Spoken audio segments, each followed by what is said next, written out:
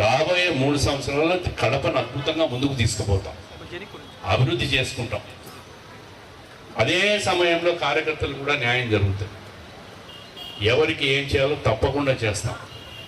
నేను ఒక్క మాట చెప్తున్నా, ఇన్ని సంవత్సరాల్లో చూశారు, గత 10 సంవత్సరాలు, అంతకుముందు 10 సంవత్సరాలు కడపలో భూ కబ్జాలు, రౌడీజం, పోలీస్ స్టేషన్లలో పంచాయతీలు, మహిళల మీద దాడులు, ఆస్తులు దొంగ డాక్యుమెంట్లు తయారు చేసి పోలీస్ స్టేషన్లకు పిలిచి బెదిరించి రాయించుకున్న పరిస్థితులు, ఇవన్నీ 20 సంవత్సరాలు చూసింటారు.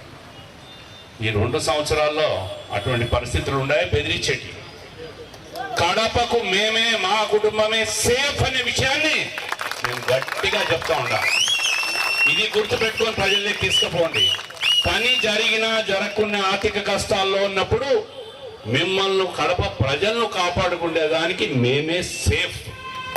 మేము అధికారంలో ఉంటే, ఎమ్మెల్యేగా మా కుటుంబాన్ని గెలిపిస్తేనే కడప ప్రజలు సేఫ్గా ఉంటారనే విషయాన్ని మీరు గుర్తుపెట్టుకోవాలా. ఇది ప్రజల్లోకి తీసుకుపోవాలి.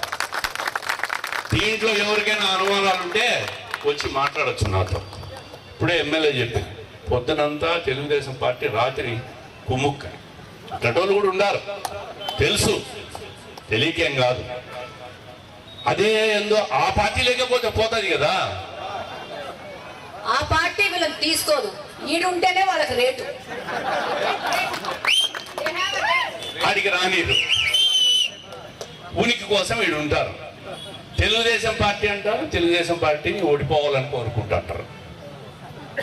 ఆడికి పోండి, లేకపోతే ఇంకో పార్టీకి పోండి, ఖాళీగా ఉన్న పార్టీకి పోండి, ఆడ గౌరవం వస్తుంది. అందుకే నిజాయితీ అనేది చాలా ముఖ్యం.